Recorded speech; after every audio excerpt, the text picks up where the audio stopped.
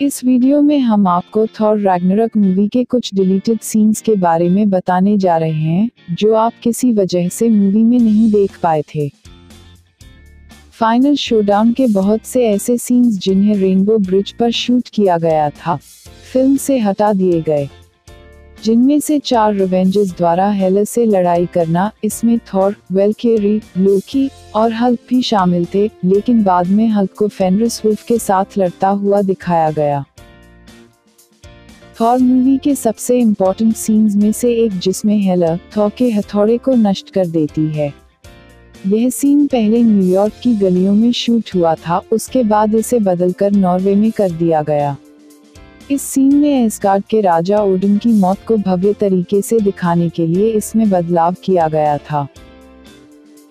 Film के निर्माण के समय फिल्म के एक्टर एंथनी हॉपकिंस की एक फोटो सोशल मीडिया पर वायरल हुई थी, जिसमें वे एक होबो के समान कपड़े पहने हुए दिख रहे थे।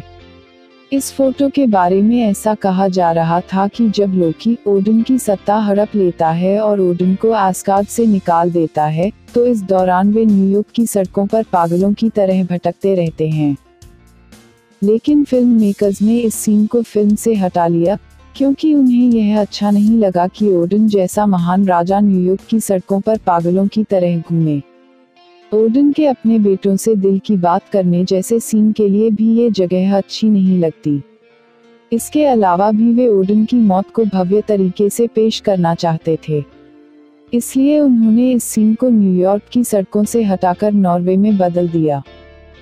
इस फिल्म में यह बात अच्छी लगी कि ओडिन के मरने के बाद उनका शरीर लाइट फ्लेक्स में बदल गया, जैसा कि पिछली film Thor the dark world में उनकी वाइफ फ्रिगा के फ्यूनरल के समय हुआ था।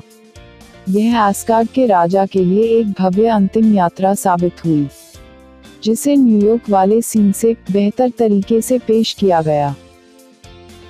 ऐसा लगता है कि इस फिल्म में हेला के ऊपर फिल्माए गए फाइट सीन्स को भी फिल्म से काट दिया गया है, क्योंकि इस सीन में हेला द्वारा तलवारों को घुमाकर फेंकने वाला दृश्य और उसके धीरे धीरे कैमरे की तरफ सिर घुमाने वाले दृश्य को भी फिल्म में नहीं दिखाया गया है, और साथ ही वैल्करीज वाले फ्लैशबैक सीन को भी फिल्म से काट दिया गया है।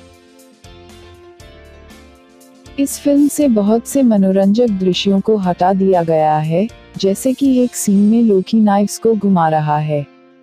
इससे ऐसा लगता है कि इस सीन में लोकी एस्गार्डियन रेफ्यूजीज को माउंटेन शेल्टर से रेनबो ब्रिज तक पहुंचने में मदद कर रहा है, जो फिल्म में नहीं दिखाए गए हैं। ऐसा लगता है कि इन सीन्स को इसलिए हटा दिया गया, क्योंकि इससे फिल्म और लंबी हो सकती थी।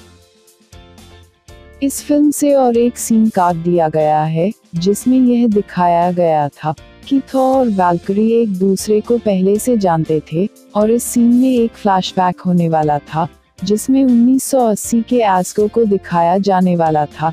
इस सीन में थॉर एक ओवरवेट चाइल्ड के कैरेक्टर में और लोकी एक असभ्य लड़के के कैरेक्टर में था, लेकिन फाइनल मूवी में उन्होंने इस दृश्य को फिल्माने से मना कर दिया, क्योंकि फाइनल स्टोरी में थॉर और वैल्करी का पहले से मिलना जरूरी नहीं था।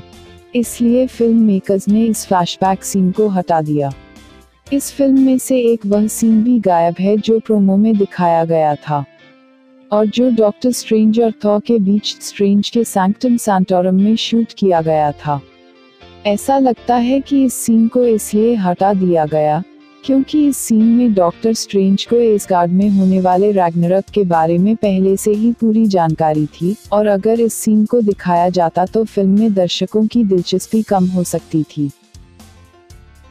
फिल्म में स्टार वॉर्स का भी एक सीन था, जो ट्रेलर में तो दिखाया गया था लेकिन फिल्म में काट दिया गया था।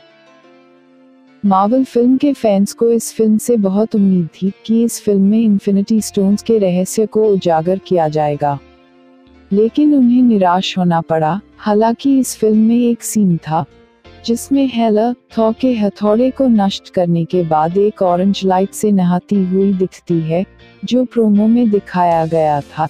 इससे ऐसा लगता है कि हेला के पास सोल स्टोन हो सकता है, लेकिन फिल्म से ये सीन भी काट दिया गया, क्योंकि मेकर्स नहीं चाहते थे कि फिल्म के साथ सोल स्टोन का कोई भी कनेक्शन हो। कृपया इस वीडियो को लाइक, सब्सक्राइब और शेयर करें। धन्यवाद।